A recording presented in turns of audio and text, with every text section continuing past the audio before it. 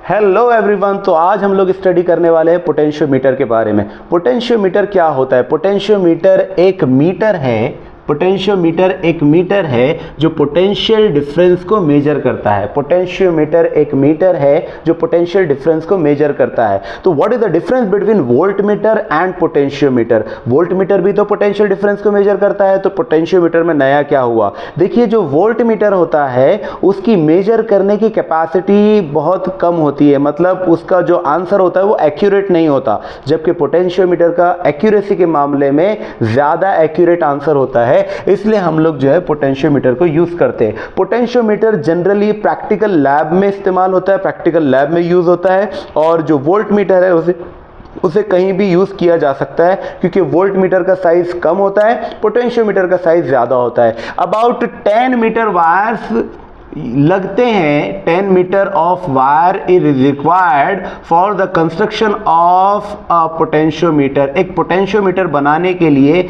10 metre का wire लगता है।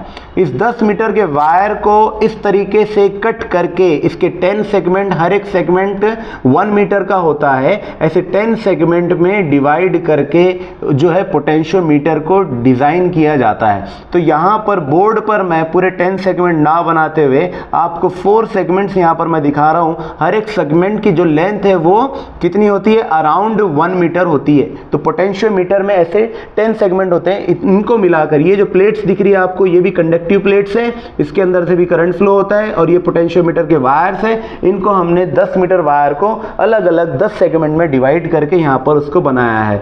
यहाँ मैं एक बार और आपको एक सेगमेंट लगाकर दे देता हूँ ताकि थोड़ा सा तो भी बड़ा हमको ये नजर आए। लेकिन आप कंसीडर कर लीजिए कि ये टोटल कितने सेगमेंट्स हैं? 10 segments are there. Each segment is having the length 1 metre. तो 1 मीटर लेंथ का पूरा एक सेगमेंट होता है। और साथ में क्या किया जाता है? साथ में इसके कनेक्ट कर दिया जाता है एक हाई वोल्टेज बैटरी को, जिसे हम कह सकते हैं ड्राइवर सर्किट। ये जो है ना, ये ड्राइवर बैटरी होती है। ये क्या करती है? इस पूरे के पूरे पोटेंशियोमीटर को ड्राइव करने में मदद देती है। साथ में हम यहाँ पर लगा देंगे एक रेजिस्टर को। ये रेजिस्टर होगा वेरिएबल रेजिस्टर, जो पोटेंशियोमीटर के अंदर जो बैटरी हमने लगाए है उसके वोल्टेज सप्लाई को कम या ज्यादा करने में हम इसकी हेल्प ले सकते हैं। साथ में हम यहाँ लगा देंगे एक की को, कि जब हम की प्रेस करेंगे तभी पोटेंशियोमीटर स्टार्ट होगा, उसके पहले पोटेंशियोमीटर स्टार्ट नहीं हो सकता। तो की का नाम मैंने के दे दिया, ये वेरिएबल रेजिस्टर का नाम मैंने आर दे दिया। यहाँ पर जो हमने बैटरी लगाया ड्राइवर बैटरी, इसका मैंने पोटेंशियल दे दिया वी। तो इस तरीके से पोटेंशियोमीटर डिजाइन हो गया। साथ में हम क्या करते हैं? यहाँ पर एक गैल्वानोमीटर लगा देते हैं। इस गैल्वानोमीटर का काम क्या है? It detects the current inside this potentiometer. Potentiometer के अंदर करंट फ्लो हो रहा है कि नहीं फ्लो हो रहा है, तो उसके लिए हम क्या करेंगे? गैल्वानोमीटर में एक जॉकी कनेक्ट कर देंगे। इस जॉकी को हम जो है हर एक पर्टिकुलर वायर के ऊपर, हर एक पर्टिकुलर सेगमेंट के ऊपर टच करके देखते जाएंगे कि कहां पर करंट फ्लो हो रहा है। अगर करंट फ्लो हो रहा है तो ये इसका काम क्या है? डिफ्लेक्ट करना। ये अपने पॉइंटर को डिफ्लेक्ट करके बता देता है कि करंट फ्लो हो रहा है। और साथ में अगर इसमें नल डिफ्लेक्शन आ जाए, हाँ, तो जिस बेस पर हमको आगे पढ़ना है, जो आपके क्वेश्चन का सोल्यूशन है वो ये है कि गैल्वानोमीटर में हमको फाइंड आउट करना है कि नल डिफ्लेक्शन कहां पर आ रहा। तो सबसे पहले ये था कंस्ट्रक्शन के बाद मैं आपको बताता हूं ओम्स लॉ के बारे में। ओम्स लॉ क्या होता है कि V is directly proportional to I, या फिर ये बोल दीजिए कि V is equal to I into R। ये है ओम्स लॉ। और हम जानते हैं कि अगर कोई लेंथ हो, किसी वायर के अंदर लेंथ हो, कोई सेगमेंट हो, और वो पर्टिकुलर वायर की लेंथ पर ये रेजिस्टेंस डिपेंड करता है ना, और क्रॉस सेक्शनल एरिया पर भी ये रेजिस्टेंस डिपेंड करता है, और वायर किससे बना हुआ उसके ऊपर भी रेजिस्टेंस डिपेंड करता है। उसके लिए फॉर्मूला हमने पढ़ा था कि R इज इक्वल टू होता है रो L अपॉन A, जहां पर A क्या था? Area of cross section of the wire. अगर वायर जो है पूरा सेम साइज का, सेम विड्थ का, सेम मोटाई का, सेम लंबाई का वायर हो, सेम लंबाई तो नहीं बोल सकते, सेम मोटाई का वायर हो, यहाँ पर इसका क्रॉस सेक्शनल एरिया अगर कहीं पर भी चेंज नहीं हो रहा, तो ये क्रॉस सेक्शनल एरिया जिस वायर में चेंज नहीं होता है वो वाले वायर की लेंथ है L, क्रॉस सेक्शनल एरिया है A, और रेजिस्टिविटी है रो। तो ये होता है R का फॉर्मूला। ये वाला फॉर्मूला R का हम पुट कर देंगे R के लोकेशन पे, तो ओम्स लॉ क्या बन जाएगा, V is equal to rho L upon A into I, that is current. तो यहां पर ये जो आपको नजर आ रहा, ये जो वोल्टेज है, ये जो पोटेंशियल डिफरेंस है, हम देख सकते हैं कि it is directly proportional to resistivity, it is directly proportional to length of the wire, it is directly proportional to current I and it is inversely proportional to area. तो हमको अभी important हमारे लिए क्या है कि ये जो पॉइंट आपको दिख रहा है, जिसके ऊपर मैंने पॉइंट किया हूं, मतलब लेंथ के ऊपर, हमको यही कॉन्सेप्ट लेकर चलना है। Potentiometer is work on potential gradient. Potentiometer काम करता है पोटेंशियल ग्रेडियंट पर। पोटेंशियल ग्रेडियंट क्या होता है, पोटेंशियल पर यूनिट लेंथ को कहते हैं potential gradient. Potential per unit length को कहते हैं पोटेंशियल ग्रेडियंट। और ये पोटेंशियल ग्रेडियंट की वैल्यू अगर आप देखेंगे तो we can denote it by K. इस पोटेंशियल ग्रेडियंट को हम के से डिनोट कर सकते हैं। और अगर आप इन सारी वैल्यूज को कांस्टेंट कंसीडर कर ले, इन सारी वैल्यूज का आप कांस्टेंट कंसीडर कर ले, तो यहां पर ये जो फॉर्मूला बन जाएगा, ये बनेगा v इज इक्वल टू, ये वाले फॉर्मूले की मैं बात कर रहा हूं, v इज इक्वल टू, ये पूरा का पूरा कांस्टेंट ले लिया मैंने। इस कांस्टेंट की जगह मैं ले लेता हूं k, है ना। किस किस को कांस्टेंट बोल रहा हूं, एक तो रो को कांस्टेंट बोल रहा हूं, एक a को कांस्टेंट बोल रहा हूं, एक i को कांस्टेंट बोल रहा हूं। तो v is equal to k into L. यहां पर हमको क्या मिल गया, v is equal to k into L. ये पूरा क्या ले लिया हमने, कांस्टेंट k ले लिया। और यही कांस्टेंट k क्या है, पोटेंशियल ग्रेडियंट है। अब समझ में नहीं आ रहा होगा कुछ लोगों को, तो देख लीजिए, मैं यहां पर आपको फिर से बना के बताता हूं कि v is divided by l। v के नीचे मैंने l लेकर आया, तो यहां पर क्या बच गया, यहां बचा रो इंटू आई अपॉन ए। तो ये जो रो इंटू आई अपॉन ए है, ये हम किसके बराबर बता रहे हैं, के बराबर बता रहे हैं। तो अभी हमको वैल्यू क्या मिल जाएंगी, v इज इक्वल टू के इंटू एल। तो यहां ये जो v इंटू के इंटू एल है, इसमें से ये जो k है, इसको हम कहते हैं पोटेंशियल ग्रेडियंट। पोटेंशियल ग्रेडियंट क्या होता है, पोटेंशियल पर यूनिट लेंथ को कहते हैं पोटेंशियल ग्रेडियंट। तो यहां पर मैंने k की वैल्यू ऐसी पुट कर दिया। अब ये पूरा पोटेंशियोमीटर जो वर्क करता है वो इसी प्रिंसिपल पे काम करता है। पोटेंशियोमीटर जो वर्क करता है वो इस ही प्रिंसिपल के ऊपर वर्क करता है। तो हमको आगे जो क्वेश्चंस को सॉल्व करना है, पहला क्वेश्चन जो आपके पास था, पहला क्वेश्चन ये था कि आपको ये बताना है कि दो पोटेंशियल डिफरेंसेस, मतलब दो ईएमएफ लेना है आपको, दो सेल्स लेना है, दो सेल्स के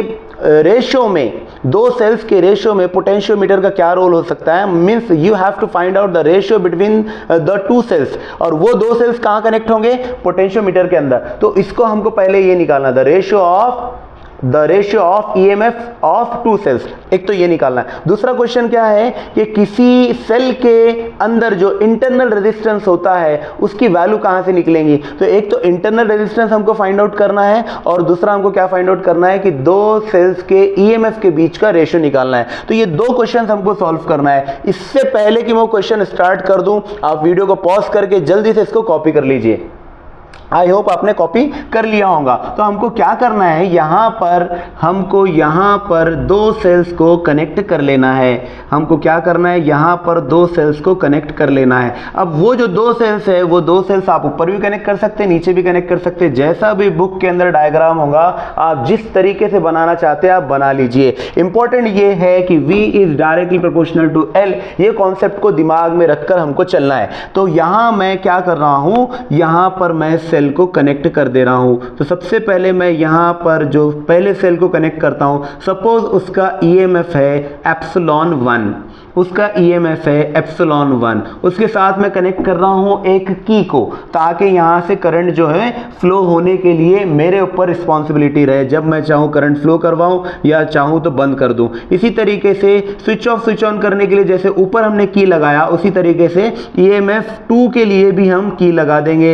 ये ईएमएफ 2 के लिए की है, इसका नाम हम रख देंगे K1, इसका नाम हम रख देंगे K2। तो ये जो K1 K2 है, इन दोनों को हम कनेक्ट कर देंगे किसके साथ, साथ इन दोनों को हम कनेक्ट करेंगे गैल्वानोमीटर के साथ। और हमको क्या करना है, जैसा मैंने थोड़ी देर पहले आपको बताया था, हमको देखना है कि नल डिफ्लेक्शन कहां पर हुआ। तो हम क्या करेंगे, इस गैल्वानोमीटर के अंदर एक जॉकी लगाएंगे और इस वायर को पूरे पोटेंशियोमीटर के अंदर स्लाइड करते हुए हम चेक करेंगे कि क्या गैल्वानोमीटर में डिफ्लेक्शन जीरो हो गया।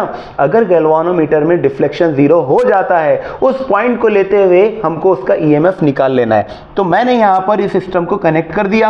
अब मैं स्टार्ट करता हूं अपने प्रोसेस को। सबसे पहले हम क्या करेंगे, इस की को बंद कर देंगे, इस की को बंद कर देंगे, इसका नाम है के, इसको हम बंद कर देंगे, इसको बंद कर देंगे। तो जब हम इसको बंद करेंगे मतलब कनेक्ट करेंगे, मतलब क्लोज करेंगे, इसको कहते हैं क्लोज सर्किट। इसको भी हम कर देंगे क्लोज सर्किट। ये वाला K2 जो रहेगा ये ओपन सर्किट रहेगा, यहां से करंट फ्लो नहीं होगा। तो क्या होगा, इस सिस्टम के अंदर करंट फ्लो हो रहा है, इस सिस्टम के अंदर करंट फ्लो हो रहा है और ये ड्राइवर सेल की वजह से करंट फ्लो हो रहा है। तो यहाँ पर ड्राइवर सेल है जो करंट फ्लो करवा रहा है। अब मैं यहाँ पर इस सर्किट को कंप्लीट करने के लिए यहाँ पर से भी करंट फ्लो करते हुए मैं बताता हूँ। तो ये करंट फ्लो होगा कुछ इस तरह, यहाँ से करंट घूमते हुए जाएगा, नीचे जाने के लिए उसके पास कोई पाथ नहीं है क्योंकि ये स्विच ऑफ कंडीशन में है। तो गैल्वानोमीटर से होते हुए ये ऊपर की तरफ जाएगा, यहाँ से पलट कर वापस ये यहाँ नीचे की तरफ आ जाएगा, है ना। कैसे जाएगा, गैल्वानोमीटर से होते हुए ऊपर की तरफ जाएगा, यहाँ से पलटकर गोल घूमते हुए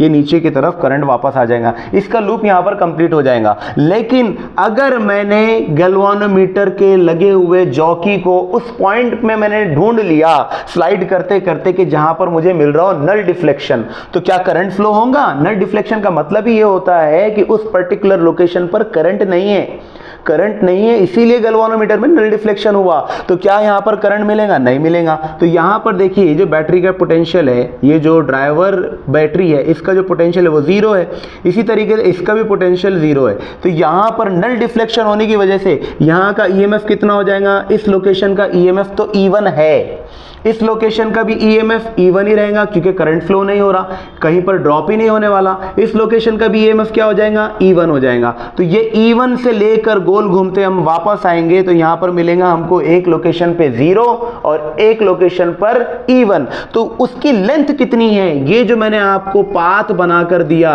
ये पाथ की लेंथ कितनी है ये हमको फाइंड आउट करना है। Let us suppose the length of this path is nothing but L1। ये जो पूरे पोटेंशियोमीटर के अंदर ये जो लेंथ आपको नजर आ रही है, इस लेंथ का वैल्यू मैं लिख देता हूं L1।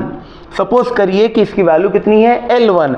तो L1 में हमको एक लोकेशन पे मिला E1 एप्सिलॉन 1 और दूसरे लोकेशन पर मिल रहा हमको 0। एक लोकेशन पे मिला हमको एप्सिलॉन 1, दूसरे लोकेशन पर मिला हमको 0। तो दोनों के बीच का डिफरेंस कितना हो जाएगा, तो आप कहेंगे epsilon 1 minus 0 that is equal to epsilon 1 is equal to कितना हो जाएगा, as per the potential gradient formula epsilon 1 is equal to K और लेंथ कितनी मिली थी आपको L1। इसी तरीके से मैं क्या करूंगा, इस जॉकी को दूसरे लोकेशन पर मूव करूंगा और ये जो की था K1, इस की को मैं जो है कट कर दूंगा, मतलब इसको स्विच ऑफ कर दूंगा और इस की को प्रेस करूंगा। यहां पर ये की जब प्रेस हो जाएंगी तो ये बन जाएगा शॉर्ट सर्किट। शॉर्ट सर्किट होने की वजह से यहां पर ईएमएफ एप्सिलॉन 1 से तो कुछ भी नहीं मिलने वाला। अब तो एप्सिलॉन 1 से कुछ भी नहीं मिलने वाला है तो इसको हम भूल जाएंगे। ये वाले पाथ को अब कंसीडर करेंगे। हमको इसमें भी क्या करना है, हमको इसमें भी नल डिफ्लेक्शन वाला पॉइंट फाइंड आउट करना है। तो यहां पर गोल घूमते हुए हम जो है नल डिफ्लेक्शन के पॉइंट को फाइंड आउट करेंगे। लेट अस सपोज कि जॉकी का अब नया पाथ हमने यूज किया और नल डिफ्लेक्शन हमको मिल गया यहां पर, क्योंकि यहाँ पर ये जो सेल है, सेल के अंदर कुछ भी वोल्टेज हो सकता है, कुछ भी ईएमएफ हो सकता है, तो इसीलिए नल डिफ्लेक्शन का पॉइंट भी कोई भी अलग डिफरेंट पॉइंट हो सकता है। तो सपोज करिए कि नल डिफ्लेक्शन का पॉइंट यहाँ पर मिला, तो क्योंकि नल डिफ्लेक्शन वहां पर मिल गया तो ये जो एप्सिलॉन 2 था, ये जो ईएमएफ 2 था, ये ईएमएफ 2 जो है कहीं पर ड्रॉप नहीं होने की वजह से यहाँ मिल जाएगा।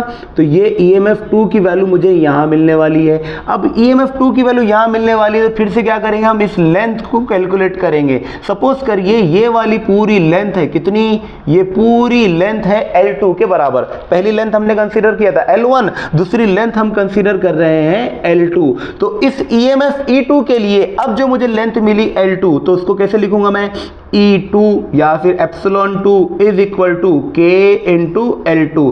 ये हुई दूसरी इक्वेशन, ये थी पहली इक्वेशन, ये थी दूसरी इक्वेशन। आपसे पूछा गया find out the ratio of EMF of two cells. हमको क्या करना है, ये दोनों EMF की हमको रेशियो निकाल लेना है। तो क्या बन जाएगा, तीसरा इक्वेशन क्या बनेगा, EMF1 upon EMF2 is equal to KL1 upon KL2। KL1 upon KL2 मैंने कर दिया, यहां पर K कैंसिल हो जाएगा। फाइनली आपको क्या मिलेगा, फाइनली आपको मिलेगा EMF1 epsilon 1 upon epsilon 2 is equal to L1 upon L2। I hope ये जो आपका आंसर है ये आपको समझ में आया होगा। इसको मैं फिर से ब्रीफ करवा दूं आपको। सबसे पहले पोटेंशियोमीटर जो काम करता है वो पोटेंशियल ग्रेडियंट के ऊपर काम करता है। पोटेंशियल ग्रेडियंट किसे कहते हैं, पोटेंशियल ग्रेडियंट का मतलब होता है कि अगर पोटेंशियल चेंज होता हो किसके साथ, लेंथ के साथ, उसे कहते हैं पोटेंशियल ग्रेडियंट। फिर बाद में हमने क्या किया, ओम्स लॉ लिखा। ओम्स लॉ क्या है, V is equal to IR है। अब यहां पर R की वैल्यू हम जानते हैं कि अगर सेम थिकनेस वाला वायर हम ले ले, सेम थिकनेस वाला वायर हो पूरी अलोंग द लेंथ, तो उस सेम थिकनेस वाले वायर के लिए रेजिस्टेंस जो है वो रो पर दैट इज रेजिस्टिविटी, लेंथ पर that is length of the wire, और एरिया ऑफ क्रॉस सेक्शन पर डिपेंड करता है। तो हम क्या करेंगे, ये वाली वैल्यू को यहां पर पुट कर देंगे। जब यहां हमने इसको पुट कर दिया, सेम थिकनेस वाला वायर था जिसका क्रॉस सेक्शनल एरिया कहीं पर भी चेंज नहीं हो रहा, तो हमको क्या मिल जाएगा, potential V is equal to rho L upon A into I। जहां पर ये जो लेंथ L है, ये लेंथ L अगर मैं नीचे लेकर आ जाऊं तो इसी को कहते हैं पोटेंशियल ग्रेडियंट। जैसे कि मैंने बताया पोटेंशियल पर यूनिट लेंथ, तो ये बन जाएगा पोटेंशियल ग्रेडियंट। पोटेंशियल ग्रेडियंट बनने के बाद इसकी वैल्यू क्या हो जाएंगी, हमने सपोज कर लिया कि इसकी वैल्यू K है, और ये जो K है, ये रिमेनिंग जो फैक्टर्स यहां पर हमको नजर आ रहे हैं, रो I और A, ये दोनों बराबर है, मतलब ये कांस्टेंट हो गए। तो अगर ये कांस्टेंट है, पोटेंशियल ग्रेडियंट कांस्टेंट है, तो क्या फॉर्मूला चेंज हो जाएगा ऐसा, ये फॉर्मूला चेंज हो जाएगा, V is equal to K into L। ये मिला हमको पोटेंशियल ग्रेडियंट के साथ पोटेंशियोमीटर का एक बेसिक फॉर्मूला। इस बेसिक फॉर्मूले को दिमाग में रखते हुए हमको इस क्वेश्चन को सॉल्व करना है। हमारा क्वेश्चन क्या था, हमको फाइंड आउट करना था कि the ratio of EMF of two cells with the help of potentiometer. तो हमने क्या किया, इसको कनेक्ट किया। सबसे पहले दो EMF को कनेक्ट किया, एक का नाम था एप्सिलॉन 1, एक का नाम था एप्सिलॉन 2।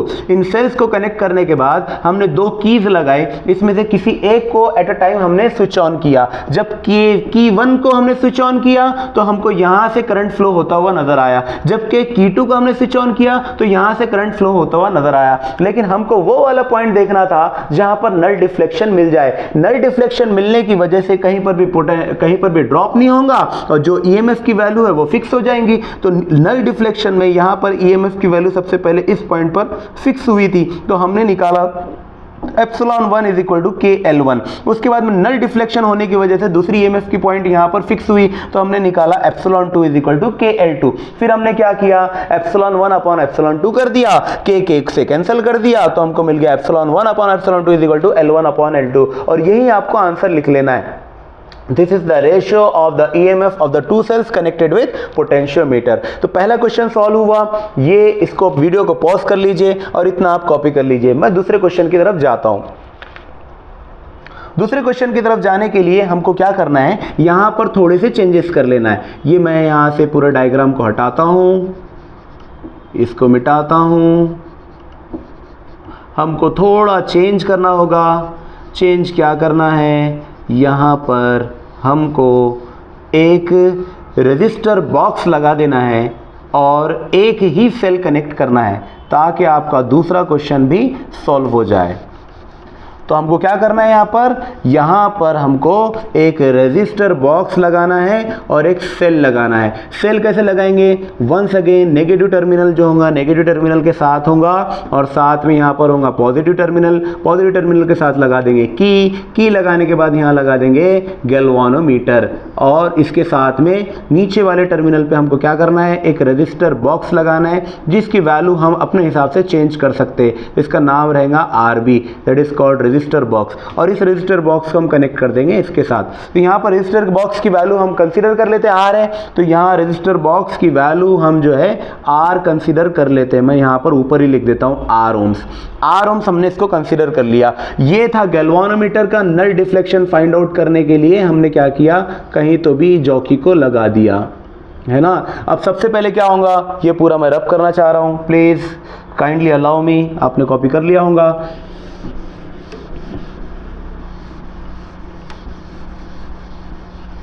हाँ, तो सबसे पहले हमको क्या करना है, यहाँ पर जो EMF जो सेल लगा हुआ है उसका सबसे पहले हमको क्या करना है, इसका EMF देखिए। तो यहाँ पर ये जो है ये पोजीशन नेगेटिव टर्मिनल से है, ये हो जाएगा माइनस, मतलब ये ज़ीरो हो जाएगा, और यहाँ पर ये प्लस टर्मिनल है, तो इसका EMF यहाँ तक के अभी E है। इसका हमें इंटरनल रेजिस्टेंस फाइंड आउट करना है। Let us consider that internal resistance is small r ohms. ये स्मॉल r ओम्स इसका इंटरनल रेजिस्टेंस है, जो कि आपका नेक्स्ट क्वेश्चन है, find out the internal resistance of the cell, इसको using the potentiometer। ये आपका नेक्स्ट क्वेश्चन है। तो हमको क्या करना है, स्मॉल r फाइंड आउट करना है। स्मॉल r फाइंड आउट करने के लिए हम क्या करेंगे, सबसे पहले कंसीडर करिए कि हमने इसको क्या किया, इसको भी हम यहाँ पर की लगा देंगे। कंसीडर करिए कि हमने K1 को कनेक्ट कर दिया, मतलब स्विच ऑन कर दिया, प्रेस कर दिया। तो अब जो K1 जब हम प्रेस करेंगे तो यहाँ पर आ जाएगा ये, तो K1 प्रेस करेंगे तो यहाँ आ जाएगा। फिर से हमारे पास इक्वेशन क्या आ जाएंगी, epsilon is equal to K into L1, epsilon is equal to K into L1। अब हमको क्या करना है, यहाँ पर करंट कितना फ्लो हो रहा है वो फाइंड आउट कर लेना है। तो करंट इन दिस सर्किट कितना हो जाएगा, करंट अगर इस पूरे सर्किट का फाइंड आउट करना है तो हमको क्या करना पड़ेगा, इस K2 को भी हमको प्रेस कर देना है, मतलब कनेक्ट कर देना है, मतलब स्विच ऑन कर देना है। तो अब देखिए यहाँ पर ये पूरा का पूरा एक लूप बन गया। इस लूप के अंदर, ये लूप मैं ऐसा बना रहा हूँ, इस लूप के अंदर क्या करना है, आपको करंट फाइंड आउट करना है। तो एप्सिलॉन जो है, एप्सिलॉन ये पोटेंशियल है, एप्सिलॉन पोटेंशियल है। करंट जो फ्लो कर रहा है, let us suppose this current is I, यहाँ पर करंट I फ्लो कर रहा है। करंट I जो फ्लो कर रहा है वो ऐसा गोल घूमते घूमते इस लूप को कंप्लीट कर ले रहा। तो यहाँ पर ये जो रेजिस्टेंस है, एक रेजिस्टेंस है स्मॉल r, एक रेजिस्टेंस है कैपिटल R, ये दोनों जो है सीरीज कनेक्शन में लगे हुए हैं। मतलब हमको क्या करना पड़ेगा, व्हाट इज करंट, करंट क्या होता है, करंट होता है एप्सिलॉन अपॉन R, और यहां पर R कितना है, R की वैल्यू है यहां पर small r plus capital R। ये मिला आपको इस सर्किट के अंदर का करंट, इस सर्किट के अंदर का करंट आपको मिल गया।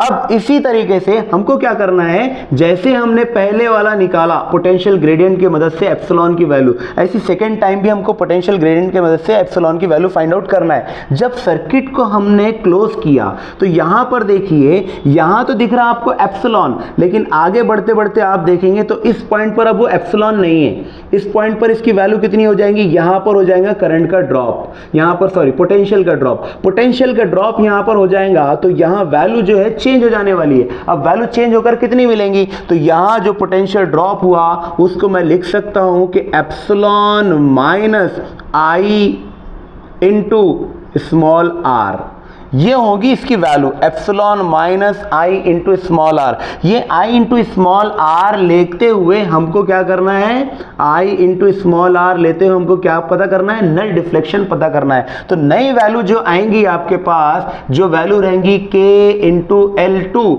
वो वैल्यू के क्या रहेंगी, epsilon minus I into small r, ये वाली रहेंगी आपके साथ। पहली बार आपके पास क्या वैल्यू आई थी, epsilon is equal to KL1, दूसरी वैल्यू आपके पास क्या आई, epsilon minus IR is equal to KL2, ये वाली दूसरी वैल्यू आपके पास आई। गैल्वानोमीटर से डिफ्लेक्शन जो आपको मिलेगा, ये पाथ हम कंसीडर कर रहे हैं, ये वाला पाथ कहीं पर ऊपर जाते हुए कहीं पर टच कर लेगा या नीचे में कहीं पर टच करेगा, लेकिन डिफरेंट लोकेशन पे टच करेगा। तो यहां पर जो डिफरेंट लोकेशन पे टच करेगा उसको फाइंड आउट करना है। तो हम देख सकते हैं कि यहां पर जो वैल्यू है जो गैल्वानोमीटर से अंदर होते हुए जाएंगी, वो वैल्यू कितनी रहेंगी, epsilon minus I into small r, ये वैल्यू हमको लेना है।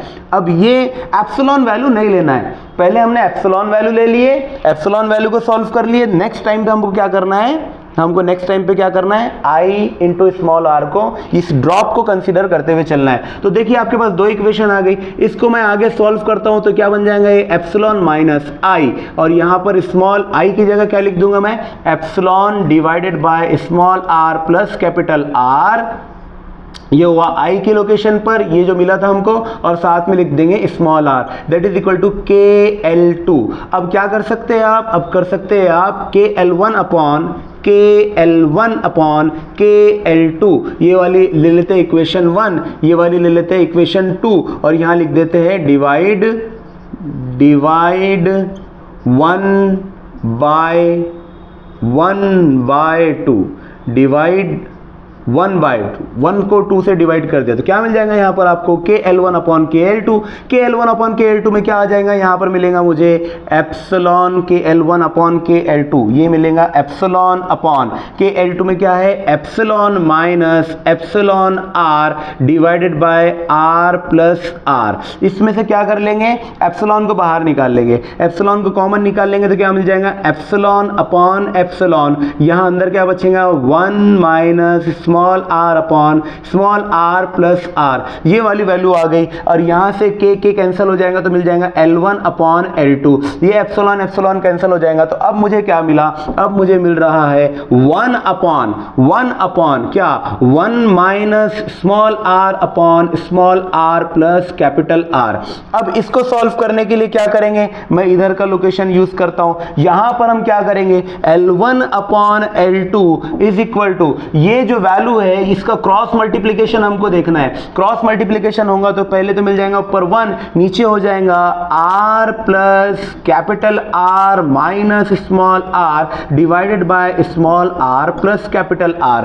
ये डिनोमिनेटर के डिनोमिनेटर की वैल्यू है, ये वैल्यू चले जाएंगी ऊपर, ये वैल्यू आ जाएंगी यहां पर, और यहां पर जो आपको नजर आ रहा एक प्लस r है एक माइनस r है, दोनों एक दूसरे से कैंसिल हो जाएंगे, तो यहां क्या मिलेगा finally small r plus capital R divided by capital R। ये बनी आपकी नई इक्वेशन, तो यहां क्या मिल जाएगा अब L1 upon L2 is equal to, L1 upon L2 is equal to, यहां पर मैं लिख सकता हूं R upon capital R plus R upon R, यहां मैं लिख सकता हूं R upon capital R plus R upon R, या फिर अगर इसको मैं सिर्फ R फाइंड आउट करना चाहूं, अगर मैं चलिए इसको यहाँ से सॉल्व करते हैं तो क्या मिल जाएगा, ये R upon capital R plus R upon R, ये R से कैंसिल हो जाएगा तो मुझे मिलेगा R upon capital R plus 1, R upon capital R plus 1। यहाँ पर ये जो प्लस 1 है, ये प्लस 1 L1 के पास लेकर आ जाएंगे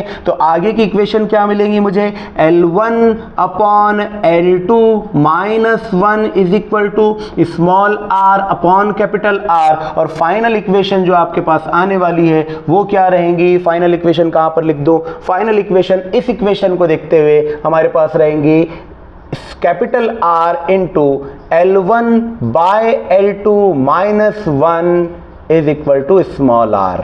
ये है आपकी फाइनल इक्वेशन, और इसी के बारे में पूछा गया है कि how to find out the internal resistance of a cell connected with potentiometer. Potentiometer के साथ अगर किसी सेल को कनेक्ट किया जाए तो उसका इंटरनल रेजिस्टेंस कैसे फाइंड आउट कर सकते हैं। सबसे पहली स्टेप हमने क्या किया, एप्सिलॉन को देखा, एप्सिलॉन की वैल्यू कहाँ से मिली, ये वाली मिली एप्सिलॉन की वैल्यू, ये एप्सिलॉन की वैल्यू के अंदर गैल्वानोमीटर के अंदर नल डिफ्लेक्शन मिला तो हमने लिख दिया KL1। उसके बाद में हमने क्या किया, इसको स्विच ऑफ था तो इसको स्विच ऑन कर दिया, स्विच ऑन करके क्या किया हमने यहाँ पर I की वैल्यू फाइंड आउट कर लिया। I की वैल्यू फाइंड आउट करने के बाद अब यहाँ पर पोटेंशियल ड्रॉप का सिस्टम चालू हुआ।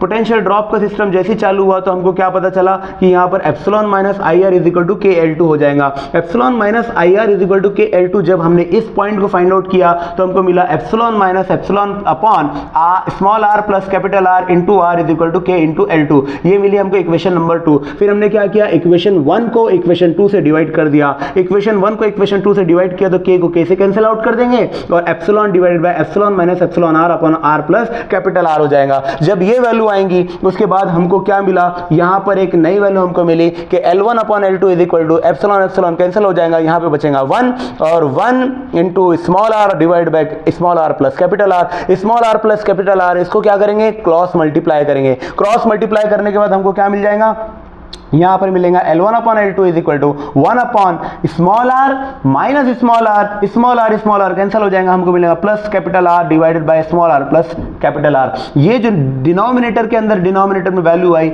ये टॉप पे चल जाएंगी, न्यूमरेटर में चल जाएंगी, तो यहाँ पर वैल्यू आ जाएंगी आर ऊपर की तरफ, तो r upon capital R plus यहाँ पर हो जाएगा capital R divided by capital R. इसकी वैल्यू अगर मैं सॉल्व करूंगा तो कैंसिल हो जाएगा, प्लस में मिलेगा +1, और इसी को मैं और आगे सॉल्व करूंगा तो क्या मिल जाएगा, स्मॉल यहां पर मिलेगा मुझे small L1 upon small L2 -1 is equal to small r upon capital R। अब ये जो वैल्यू है इसको जब ये R मैं इधर लेकर आ जाऊंगा तो मुझे क्या मिल जाएगा, R into L1 upon L2 -1 is equal to small r।